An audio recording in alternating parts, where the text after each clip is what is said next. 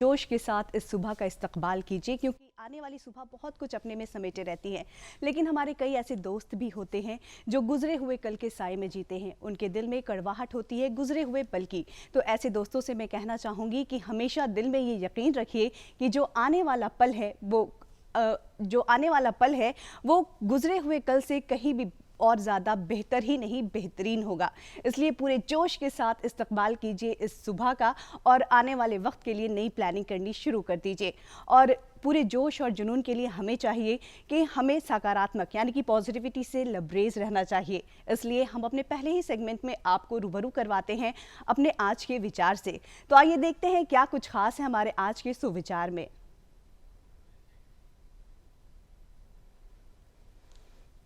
कुछ ऐसा जीवन जियो जैसे कि तुम कल मरने वाले हो। कुछ ऐसे सीखो जैसे कि तुम हमेशा के लिए जीने वाले हो। एक अच्छे अखबार के शब्द अपने आप बोल देते हैं। तो दर्शकों, अब हमने जाना आज के विचार को, और इन विचारों को यदि हम अपने जीवन में शामिल करते हैं तो पॉजिटिविटी से, नई ऊर्जा से लबरेज रहते हैं, जो हमारे आने वाले कल को और भी बेहतर बनाता है। और इसी के साथ दर्शकों, आपको बता दूं कि हमारे राष्ट्रपिता यानी कि महात्मा गांधी जो हैं, उन्हें प्राकृतिक चिकित्सा पर बहुत विश्वास था। वो चाहते थे कि सभी लोगों का जो चिकित्सा पद्धति हो वो प्राकृतिक हो, यानी कि नेचुरोपैथी। और आज ही के दिन यानी कि 1945 को उन्होंने all India nature cure foundation trust की भी स्थापना की थी। इसलिए देश में प्राकृतिक चिकित्सा को बढ़ावा देने के लिए भारत सरकार ने आज के दिन को यानी कि 18 नवंबर को इस दिवस को मनाने की घोषणा की, यानी कि प्राकृतिक चिकित्सक दिवस को आज के दिन मनाया जाता है। दर्शकों, आज के इस दिन की क्या कुछ खास महत्व होता है, क्या कुछ होता है आज के दिन, इन तमाम बातों पर हम विशेष रूप से चर्चा करेंगे। और इस पर चर्चा करने के लिए हमारे बीच जो विशेषज्ञ हैं वो हैं डॉक्टर पंकज कुमार, INO यानी कि इंटरनेशनल नेचुरोपैथी ऑर्गेनाइजेशन के बिहार राज्य सह संयोजक। तो चलिए मिलकर स्वागत करते हैं हमारे आज के गेस्ट का। बहुत बहुत स्वागत है डॉक्टर पंकज कुमार हमारे इस बेहद ही खास शो बिहार बिहान लाइव में। आपसे बहुत कुछ जानना है। जैसा कि हमने अपने दर्शकों को बताया कि आज के दिन का बहुत ज़्यादा महत्व है, क्योंकि हमारे राष्ट्रपिता महात्मा गांधी भी इस दिन को महत्व को जानते थे और उन्होंने आज ही के दिन इसकी स्थापना की थी, ट्रस्ट की। तो सबसे पहले हम इस दिन के महत्व के बारे में जाने चाहेंगे कि आप हमारे दर्शकों को बताएं कि नेचुरोपैथी यानी कि प्राकृतिक चिकित्सा है क्या। सबसे पहले हम सभी लोगों को प्राकृतिक चिकित्सा दिवस की बधाई देना चाहेंगे। बिल्कुल। और प्राकृतिक चिकित्सा है क्या? प्राकृतिक चिकित्सा पंच महाभूतों की चिकित्सा है। मिट्टी, पानी, धूप, हवा और आकाश, इन पंच तत्वों से हमारे शरीर की जो चिकित्सा की जाती है प्राकृतिक चिकित्सा कहलाती है। इसी दौरान मिट्टी जैसे वो mud therapy, whole body mud therapy, पेट पे मिट्टी की पट्टी, हाइड्रोथेरेपी के अंतर्गत जैसे एनिमा है, हॉटपुट बाथ है, स्टीम बाथ है, ये आदि विधियों द्वारा हम शरीर को पूरी तरह शुद्ध करते हैं, रोग शुद्ध करके उसको रोग मुक्त करते हैं। मतलब अगर कहा जाए, देखा जाए तो ये प्राकृतिक चिकित्सा मेनली शारीरिक शोधन। ये जरूरी नहीं है कि हम बीमार पड़े तभी ही प्राकृतिक चिकित्सा से हमें चिकित्सा लेनी है जी। हम अगर नॉर्मल अवस्था में भी हैं तो जिस तरह आप घर में एक छोटी सी साइकिल रखते हैं, बाइक रखते हैं, गाड़ी रखते हैं, उसी तरह हमारा ये शरीर है। तो शरीर को शोधन के लिए अगर कोई चिकित्सा पद्धति है तो वो प्राकृतिक चिकित्सा पद्धति, क्योंकि हमारे शरीर से गंदगी निकालने के 4 रास्ते हैं, मल, मूत्र, श्वास और पसीना जी। और बाकी सारी पद्धतियों में सिर्फ इनटेक कुछ न कुछ लिया जाता है, तब हम रोग को दबा पाते हैं या फिर रोग से निवारण पाते हैं। बट प्राकृतिक चिकित्सा ऐसी पद्धति है जिसके द्वारा हम शरीर से विजातीय द्रव्य को निकालकर शरीर को रोग मुक्त करते हैं और पूरी तरह स्वस्थ होते हैं। जी बिल्कुल। जैसा कि हमने अपने दर्शकों को बताया कि आज नेशनल नेचुरोपैथी डे है, जिसकी शुरुआत 2018 में हुई थी। तो चाहूँगी कि आज के दिन के महत्व को आप हमें बताएं कि क्या ऐसी ज़रूरत आन पड़ी कि हमें जन जन तक इसके जागरूकता को पहुंचाने की ज़रूरत पड़ी और इस दिन को मनाने की आवश्यकता पड़ी। देखिए, क्योंकि हम आधुनिकता की ओर इतने बढ़ चुके हैं कि मैं इसमें एक एडोल्फ जस्ट ने एक पुस्तक लिखी थी, रिटर्न टू नेचर। जी। और इसी समय फिर महात्मा गांधी, हमारे राष्ट्रपिता महात्मा गांधी की अभी एक पुस्तक आई थी, आरोग्य की कुंजी, जी।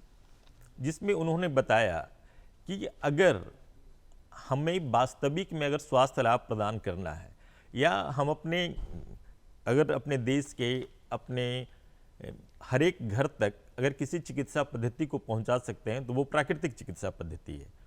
क्योंकि इसमें कोई ऐसी संसाधन की आवश्यकता नहीं है जो कि आपको कहीं बाहर से लेनी पड़े। जी। वो सब कुछ वो सब के लिए समान है, अमीर गरीब, बच्चा बड़ा बूढ़ा, सब के लिए समान है। बस उसका इस्तेमाल करने का तरीका अगर हम लोग जान जाते हैं, तो हम समझते हैं कि 80% रोगों से हम पूरी तरह रोग मुक्त हो सकते हैं। बिल्कुल। तो ये जो 18 नवंबर को इंडिया नेचर क्योर की स्थापना कर हमारे बापू राष्ट्रपिता महात्मा गांधी ने जो प्राकृतिक चिकित्सा के बारे में लोगों को बताया और अपने जीवन में पूर्णतः उसको ढाला उन्होंने, जी। जब वो इस चीज़ से पूरी तरह अवगत हो गए कि प्राकृतिक चिकित्सा है क्या, तब उन्होंने वो ऐसा बोले थे कि हम तभी समझेंगे कि ये प्रयास हमारा सफल हुआ जबकि गांव के हर एक प्रत्येक घरों में ये प्राकृतिक चिकित्सा पद्धति पहुंच जाएगी। बिल्कुल। तो ये 4 साल पहले प्राकृतिक चिकित्सा पद्धति का हमारे के यहाँ बहुत ज़्यादा कुछ नहीं था। लोग करते थे लेकिन सिस्टमाइज वे में नहीं कर रहे थे। बहुत जगह कुछ एक संस्थान है, जैसे बिहार में भी अभी हमारा एक बृहत स्तर पे ऐसा कोई बड़ा संस्थान नहीं है। जी। यूपी में कुछ एक संस्थान है, जैसे आरोग्य मंदिर वगैरह बाबा रामदेव का वहाँ पतंजलि में है, कुछ एक संस्थान है, जिंदल है वो बेंगलोर में, लेकिन बहुत बड़े पैमाने पर बहुत नहीं है, बड़े कह पैमाने सकते हैं। पर। लेकिन जो एक गांव-गांव जन-जन तक पहुंचाने की जो योजना है सरकार जो की, विजन हमारे हमारे आयुष मंत्रालय की राष्ट्रपिता के, जी। और ये आईएनओ के द्वारा, ये हमारे राष्ट्रपिता महात्मा गांधी की, वो इस दिवस के द्वारा हम लोगों में अवेयरनेस लाना चाहते हैं और ये बताना चाहते हैं कि जब तक हम प्राकृतिक चिकित्सा की ओर नहीं लौटेंगे, प्राकृतिक जीवन नहीं अपनाएंगे, तब तक हम एक अच्छे समाज, स्वस्थ समाज की कल्पना नहीं कर सकते। बेशक यहाँ पर हम जिक्र कर रहे हैं प्राकृतिक चिकित्सा की, लेकिन अगर आज के परिप्रेक्ष्य में बात की जाए, मनुष्य ने बहुत ज़्यादा प्रकृति से छेड़छाड़ कर दी है। नॉइज पॉल्यूशन हो, वाटर पॉल्यूशन हो, मतलब हर जगह प्रदूषण जो है वो बढ़ता ही जा रहा है। तो जंगलों का सफाया हो रहा है। तो इस स्थिति में प्राकृतिक चिकित्सा का महत्व और कितना बढ़ जाता है जब हमने नेचर से इतनी छेड़छाड़ कर दी? बहुत ही ज़्यादा बढ़ जाता है, क्योंकि नेचर से जितना हम खिलवाड़ करेंगे, आज हमारे बीच 2 सालों से कोविड-19 जैसी बीमारी है जिसका कोई सफल इलाज संभव नहीं हो सका। बिल्कुल। और अभी तक ये क्या है? ये नेचर से मतलब खिलवाड़ का नतीजा है। हम लोगों ने वो कहा गया है ना, जल, जंगल और जीवन, ये एक दूसरे के पूरक हैं। हम लोगों ने पानी की जहाँ तक बात है, जल से भी लीजिए तो पानी भी पूरी तरह प्योरीफाई पीते हैं जी। उसका TDS 40 तक चला जाता है। अब 40 जबकि हम लोगों को स्वस्थ पर्सन के लिए 80 to 120 अगर उसका TDS रहे और हम पानी लेते हैं तो वो शरीर के लिए बेहतर है। उससे भी सबसे बेहतर जल है क्या, हम लोग चापानल की पानी पी लें जिसमें डायरेक्ट मिनरल वाटर, जी। वो सारा मिनरल्स हमारे शरीर को मिल पाता है। और आजकल देखा जाए, अभी देखिए हम दिल्ली के आसपास इलाकों में, इवन कि पटना में भी जी। हमारे के यहाँ ये पॉल्यूशन का स्तर इतना बढ़ जाता है। इसका मुख्य कारण है क्या कि हम लोग वो जंगल की कटाई, पेड़ों की कटाई कर रहे हैं, वहाँ पे नए कुछ ऐसे चीज़ों को कर रहे हैं, लगा रहे हैं, कल कारखाने जो कि हमारे के यहाँ प्रदूषित करते हैं। बेवजह धूल धुआं का बहुत ही ज़्यादा ये हो रहा है, जिसके कारण हमारा ये प्रदूषित हो रहा है और प्रकृति है जो दूषित हो रही है। जी बिल्कुल। और जिसका कारण है कि हम लोग पूरी तरह ये रोग झेल रहे हैं। बिल्कुल जी। तो अभी आपने जिक्र किया कोविड-19 का। कोविड-19 एक ऐसा दौर जब सभी लोग सहम गए, पूरा विश्व, पूरा वर्ल्ड रुक गया। ऐसे में जब इसके क्योर की बात आई तो इम्यूनिटी सिस्टम, इसको डेवलप करना बेहद ज़रूरी है। तो प्राकृतिक चिकित्सा किस प्रकार मनुष्य का, जो लोग हैं उनकी इम्यूनिटी सिस्टम को बेहतर करती है? इस संबंध में अपने आपके चैनल पे हम पहले भी कोविड-19 के दौरान बात किए हैं कि प्राकृतिक चिकित्सा में इम्यूनिटी यानी रोग प्रतिरोधक क्षमता हम लोग उसको बोलते हैं जीवनी शक्ति भी, जिसको बढ़ाने के लिए 7 चीज़ों की आवश्यकता पड़ती है। जी उसमें है शुद्ध जल का सेवन, जी शुद्ध प्राकृतिक भोजन, ये प्राकृतिक भोजन, धूप का सेवन, वायु का सेवन, ये आपका है सकारात्मक विचारों का सृजन, नकारात्मक विचारों से दूर रहना, मतलब पूर्णतः प्रकृति को फॉलो करना। जी और हम लोग देखिए आज के टाइम में है क्या कि पूरी तरह अप्राकृतिक जीवन जी रहे हैं। जी बिल्कुल। ना हमारा सोने का टाइम, ना हमारा जागने का टाइम, ना खाने का टाइम, कुछ भी व्यवस्थित नहीं है हमारे जीवन में। जी और हम अपने साथ साथ अपने बच्चों को भी इस लायक बना रहे हैं। तो इम्यूनिटी अगर बढ़ानी है तो हमें प्रकृति के नियम को फॉलो करना पड़ेगा। जी जैसे आप ब्रह्म मुहूर्त में जागिए, 1 घंटे का योगाभ्यास तो अवश्य कीजिए, ब्रह्म मुहूर्त में जागिए और रात को सोने से पहले मतलब 10 बजे तक आपको सो जाना चाहिए, क्योंकि 12 बजे की नींद जो होती है वो अच्छी नींद पहले 12 बजे के पहले की जो नींद होती है वो बहुत अच्छी मानी जाती है। 12 बजे के बाद सोएंगे तो अब वो पूर्ण नींद नहीं हो पाती है, और जब तक आप पूरी तरह सोएंगे नहीं तो आप ऊर्जान्वित नहीं हो पाएंगे। बिल्कुल। तो अगर आपको अपने आप को रीजनरेट करना है तो उसके लिए ये सोना टाइम पे ज़रूरी है।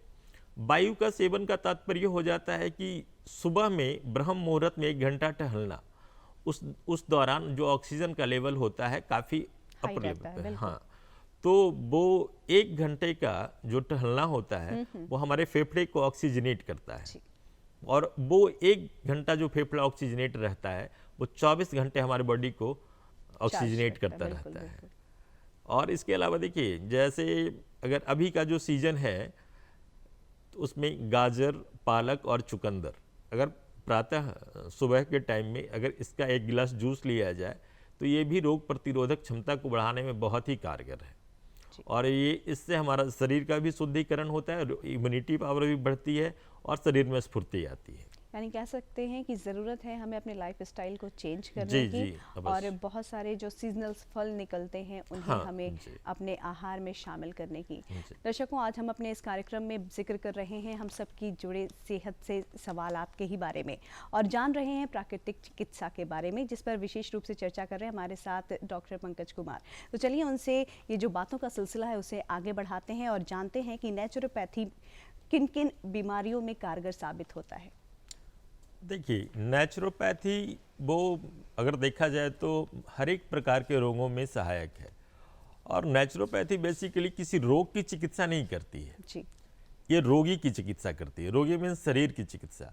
और जब हम शरीर की चिकित्सा करते हैं तो उस दौरान शरीर में जितने भी रोग होते हैं वो सारे रोग मुक्त हो जाता है शरीर।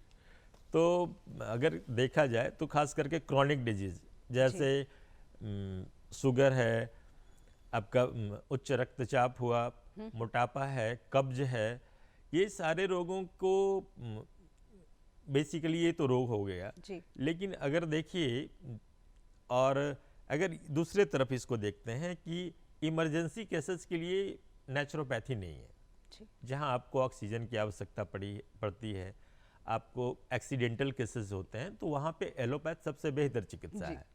बट जितने क्रॉनिक डिजीज हैं, एक्यूट डिजीज में भी जैसे फीवर है, दस्त है, सर्दी, बुखार, खांसी, इन सारे रोगों में भी प्राकृतिक चिकित्सा का बहुत ही महत्व है, और ये बहुत आराम से, बहुत आसानी ढंग से बिना किसी दवा लिए हुए हम शरीर को रोग मुक्त कर लेते हैं प्राकृतिक चिकित्सा द्वारा।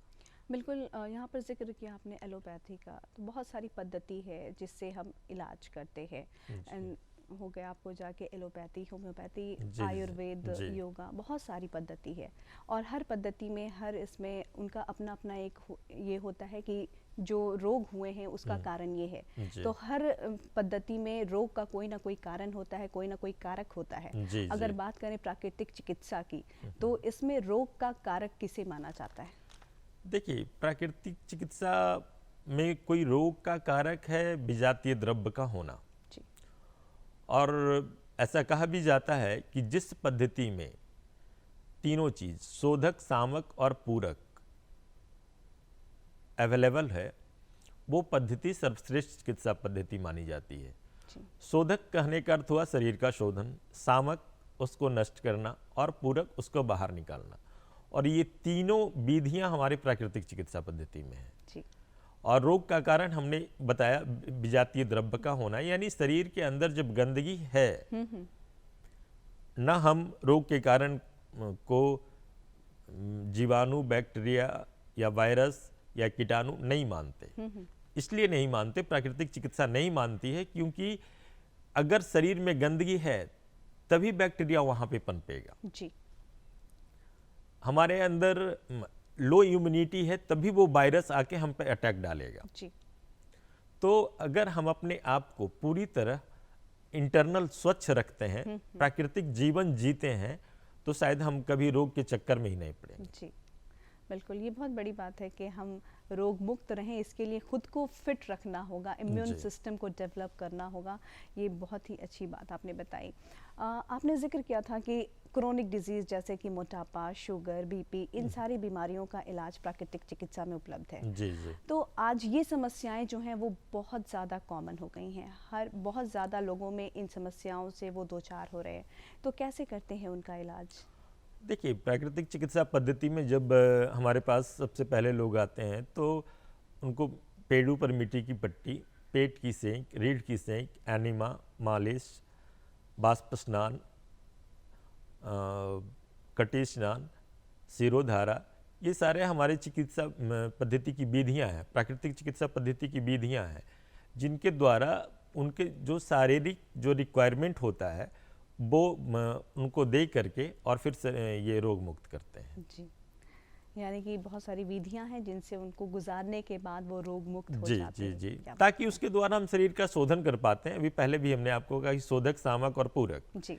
शोधक वो शरीर का शोधन करना, सामक उसको नष्ट करना और पूरक उसको बाहर निकालना। जी बिल्कुल। तो इस दौरान होता क्या है कि इसमें थोड़ा वक्त तो लगता है, क्योंकि ऐसा नहीं है कि आप आ जाएं और ये प्रॉब्लम है और आपका तुरंत सॉर्ट आउट होगा।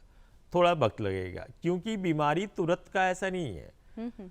हम बीमार पड़ने के लिए बरसों बरसों हमारा शरीर उससे संघर्ष करता है। जी। वो पूरी तरह लड़ता है, फिर धीरे धीरे धीरे धीरे हम लोग उसकी चपेट में आते जाते हैं। तो आखिर उसको जाने में तो वक्त लगेगा। जी बिल्कुल। क्योंकि मान लिया, देखिए, शुगर एक दिन का नहीं होता है। सबसे पहले हमारा डाइजेस्टिव सिस्टम, पाचन तंत्र उससे इफेक्टिव होता है, बाद में पैनक्रियाज इफेक्टिव होता है। हम बहुत दिन पहले कब्ज से ग्रसित रहते हैं। जी। कब्ज से ग्रसित रहने के बाद लेकिन हम लोग उसको महसूस, देखिए, कब्ज प्राकृतिक चिकित्सा के अनुसार कब्ज सारे रोगों की जननी कही जाती है। जी।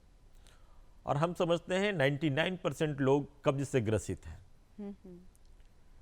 क्योंकि हम लोगों का जो खाने पीने का स्टाइल है वो पूर्णतः अप्राकृतिक है। जी। प्राकृतिक खाने का, प्राकृतिक जो आहार है उसमें 80% क्षारीय और 20% अम्लीय भोजन होना चाहिए। लेकिन आज के दौर में जो हम भोजन ले रहे हैं वो जस्ट अपोजिट है। जी।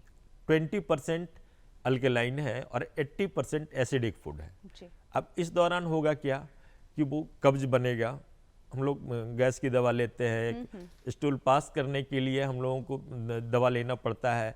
यानी बहुत ऐसी सारी चीज़ें हैं कि हम लोग पूरी तरह अप्राकृतिक जीवन जीते हैं, जिसके कारण हम बीमार पड़ते हैं। बिल्कुल। और जब प्राकृतिक चिकित्सा के अंतर्गत होता क्या है कि जब हम आते हैं इसमें तो सोचते हैं कि गए और तुरंत ठीक हो जाए, तो ऐसा है नहीं।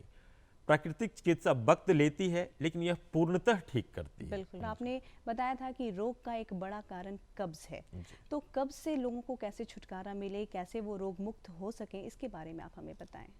जी, देखिए, जो भी लोग कब्ज से सफ़र कर रहे हैं, सबसे पहले प्रातः जागने के बाद बिना कुल्ला किए हुए हम गुनगुना जल का सेवन अवश्य करें। 1 से 1.5 गिलास, मैक्सिमम 2 गिलास, अगर संभव हो सके तो उसमें नींबू का सेवन भी अवश्य करें। और उसके बाद वो पेट की पूंछ बोला जाता है। जी। जैसे नाभि के चारों तरफ ये एक गीली तौलिया लेकर 2 मिनट, 1 मिनट क्लॉकवाइज और 1 मिनट एंटी क्लॉकवाइज जी। रोटेट कर वॉक करें। ये उनके लिए बहुत ही फायदेमंद होगा। जी। ठीक है। और सूखी तौलिया, नहीं नहीं, गीली तौलिया। गीली तौलिया, नॉर्मल से थोड़ा सा पानी वो ठंडा हो। अच्छा, ठंडे जब पानी हम से। शौच से निवृत्त हो जाते हैं, उसके बाद अगर वॉक के लिए निकलते हैं तो उस दौरान ये हल्के ठंडे पानी से हल्के भीगी हुई मतलब तौलिया। सामान्य से जो नॉर्मल होता जी। है, अब नल का पानी ठंडी में जो नल का पानी जी, काफ़ी है, उससे ज़्यादा कुछ नहीं चाहिए। उसको गीली तौलिया से आप चारों तरफ 1 minute clockwise, 1 minute anti clockwise बस भिगाकर छोड़ दें। उसके बाद वॉक करें। उस दौरान होता है क्या कि ये नाभि के चारों तरफ हमारे आते हैं, जी। तो उसमें जो ठंडापन गया, जब हम चलेंगे तो गर्मी आती है। जी। तो ठंडा गर्म की ये जो प्रक्रिया है, इस दौरान वो एक्टिवेट होता है, आते हैं हमारी सक्रिय होती है, और वो जो सर्पीली गति है मल निकालने की, वो तेज होती है। जी। तो ये इसमें लाभकारी होगा। दूसरा क्या है कि हम लोग देखिए सुबह में जो 8 से 9 के बीच में है, जो प्रातः, उसमें 250 ग्राम फ्रूट्स, कोई भी मौसम सीजन के अनुसार कोई एक फल लें। जो 2 अंजीर का सेवन करें, अंजीर रात में भिगोया हुआ हो। जी। जो डायबिटिक नहीं है वो मुनक्का भी ले सकते हैं, 15 से 20 पीस मुनक्का, और 50 ग्राम अंकुरित अन्न का सेवन अवश्य करें। जी। दोपहर में वो अपनी शारीरिक क्षमता के अनुसार, शारीरिक श्रम के अनुसार, ऐसा नहीं है जैसे मान लिया हम लोग 2 रोटी बोलते हैं, 2 रोटी 2 कटोरी सब्जी, रोटी भी चोकर समेत आटे की रोटी होनी चाहिए। जी। आजकल तो वो पूरा आटा अगर बाजार में पैकेट से खरीदते हैं तो आधा से ज़्यादा मैदा होता है, जी। इसलिए चोकर समेत मीन्स उसमें फाइबर हो। जितना वो कम चिपकेगा उतना हमारे लिए ज़्यादा फायदा होगा। जी। और बॉइल्ड सब्जी, हरी बॉइल्ड सब्जी, बहुत तेल सब्जियों को बहुत फ्राई किया हुआ नहीं हो। और इसके अलावा सलाद की मात्रा होनी चाहिए, 250 ग्राम सलाद, दलिया ले सकते हैं तो, दही का सेवन करते हैं तो अवश्य करें। और 1 चम्मच अलसी का पाउडर साथ में अवश्य लें। जी। अलसी का पाउडर मतलब, और वो इतना ही बनाए कि वो 10 दिनों तक चल सके। ये अगर सुबह का आपका आहार रहता है, फिर आपको 3 से 4 बजे अगर कुछ लेना हो तो या तो कोई 250 ग्राम फ्रूट्स ले सकते हैं, या फिर स्प्राउट्स ले सकते हैं, या सूप ले सकते हैं, या जो डायबिटिक नहीं है वो फल का रस ले सकते हैं। और फिर शाम के टाइम में जो भोजन हो वो हल्का भोजन हो, और 7 से 8 के बीच में कर लेना चाहिए। जी। अगर ये आपकी जीवनचर्या मतलब दिनचर्या रहती है तो संभवतः आप कब्ज से पूरी तरह रोग मुक्त हो पाते हैं। जी बिल्कुल। कब्ज की तरह और ही अगर आज- गंभीर पीड़ित जी। हैं तो कहीं भी आसपास के जो प्राकृतिक चिकित्सालय हैं वहाँ पे जाएं। मिट्टी पट्टी, पेट की सेंक, रीढ़ की सेंक, एनिमा, गर्म ठंडा कटी स्नान, इसमें काफ़ी लाभकारी है, जी। जिसमें आप ले करके आप अपने आप को पूर्णतः कब्ज से मुक्त कर मुक्ति पा पाते हैं। सकते हैं। जी। जिस तरह से कब्ज से लोग परेशान हैं, आज उसी प्रकार लोग मोटापा और शुगर से भी बहुत ज़्यादा परेशान हैं लोग। जी, ये जी, कॉमन जी। बीमारी आज लोगों में देखी जा रही है। तो इन दोनों जो रोग है, जो बीमारी है, इससे लोग कैसे रोग मुक्त हो सकते हैं? देखिए, मोटापा की जहाँ तक बात आ रही है तो मोटापा अब उसमें ये आ जाता है कि हम पूरे दिन में खर्च करते हैं अगर 1200 कैलोरी और ले रहे हैं 1800 कैलोरी, तो वो डेफिनेट है कि वो शरीर में कहीं ना कहीं वो जमा होगा, और वो धीरे धीरे, तो आजकल क्योंकि हमारा शारीरिक श्रम ही बहुत कम हो गया है, बिल्कुल। और शारीरिक श्रम कम होने के बाद हमारा जो लाइफ स्टाइल है वो पूरी तरह परिवर्तित हो गया है। अब जहाँ फ्रूट्स लेना है तो वहाँ पे लोग क्या बोलते हैं उसको, नूडल्स जूस लेना ले है, रहे मैगी थे, लेना हाँ, है, और ब्रेड्स ले लिए। ये सब अगर हम इसको अवॉइड करते हैं तो वो हमारे लिए ज़्यादा बेहतर होगा। जी। इसके अलावा मोटापा के लिए हम लोग को करना क्या है, जैसे हमारे के यहाँ बहुत ही प्राकृतिक चिकित्सा पद्धति में स्टीम बाथ का, वो मालिश का जो रोल है बहुत अहम हो जाता है। इस दौरान 1 घंटे का टहलना, 1 घंटा अवश्य टहलना चाहिए, 1 घंटा योगाभ्यास अवश्य करना चाहिए, और प्रतिदिन अपने खाने में जो है वो ज़्यादा से ज़्यादा फल और सब्जियों का प्रयोग करना चाहिए। बिल्कुल। रात्रि का भोजन एकदम हल्का हो, और सीधे उल्टा हो जाता है, क्योंकि अगर हमको वेट लूज करना है तो रात का भोजन एकदम कम से कम करें। फल सब्जियों पर रह जाएं तो ज़्यादा अच्छा, नहीं तो 1 रोटी 2 कटोरी सब्जी, इतना खा करके आप अगर इस डाइट पे रहती हैं तो हम समझते हैं कि 1 महीने में 5 से 7 केजी वेट आसानी से रिड्यूस हो जाता है। बिल्कुल। और शुगर पेशेंट के लिए क्या सलाह शुगर देना पेशेंट के चाहेंगे? लिए देखिए, उनके लिए भी है क्या कि इसके पहले तो हमने बताया कि वो आहार लेने का जो तरीका कब्ज का जी। था, उसमें भी सेम होगा। उसमें सिर्फ वो अंजीर और मुनक्का का हम प्रयोग नहीं करेंगे। दही उसमें बहुत लाभकारी है। हमारे के यहाँ जैसे पेट की गर्म ठंडी सेक, जो प्राकृतिक चिकित्सालय में नहीं जा सकते, उनके लिए है क्या कि वो पेट की गर्म ठंडी सेक 18 मिनट का, वो बहुत लाभकारी है। जी। 3 मिनट गर्म 1 मिनट ठंडा, अच्छा। ये 3 बार होता है। 3 मिनट गर्म 1 मिनट ठंडा, 3 मिनट गर्म 1 मिनट ठंडा, और लास्ट में 3 मिनट गर्म और 3 मिनट ठंडा।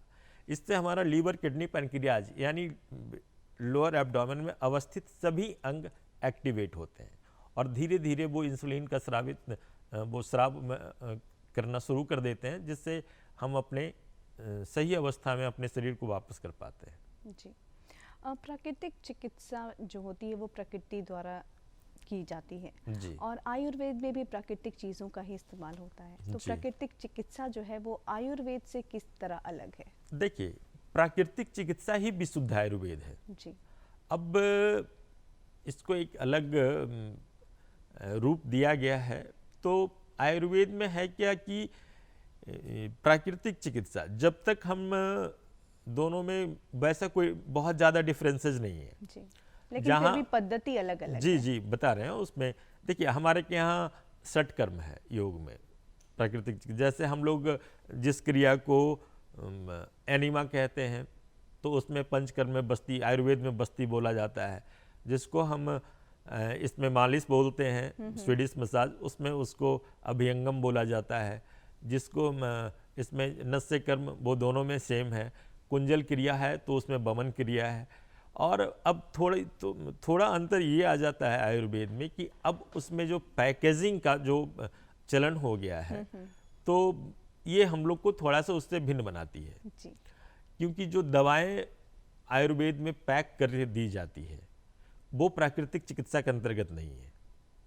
क्योंकि अगर हमको आंवला, हर्रे, बहेड़ा, मुलैठी या फिर गिलोय, आप जिन सारे चीज़ों को लेंगे वो हम प्राकृतिक चिकित्सा के अंतर्गत डायरेक्ट फॉर्म में देते हैं, जबकि आयुर्वेद के अंतर्गत वो प्रिजर्व फॉर्म में आपको मेडिसिनल फॉर्म हो गया मेडिसिनल वहाँ पे, फॉर्म में बिल्कुल। मिलते हैं। यानी कि आयुर्वेद को मेडिसिनल फॉर्म जो है वो प्राकृतिक चिकित्सा से उसे अलग बनाते जी हैं। जी, जानना चाहेंगे यहाँ पर कि प्राकृतिक चिकित्सा में योग का कितना महत्व है? बहुत महत्व है। प्राकृतिक चिकित्सा का एक अंग है योग। जी। अगर हम प्राकृतिक चिकित्सा के साथ साथ प्रतिदिन योगाभ्यास करते हैं तो हमारे स्वास्थ्य लाभ में प्रतिदिन जो सुधार होता है वो उसकी दुगनी गति से होगी, जी। और अवश्य ही करना चाहिए। जी। जब प्राकृतिक चिकित्सा अपने आप को अगर करवा रहे हैं तो उस दौरान तो योगाभ्यास कीजिए ही, लेकिन अगर आपको प्राकृतिक जीवन जीना है तो प्राकृतिक जीवन जीने के समय में आप प्रतिदिन 1 घंटे योग का अभ्यास अवश्य कीजिए।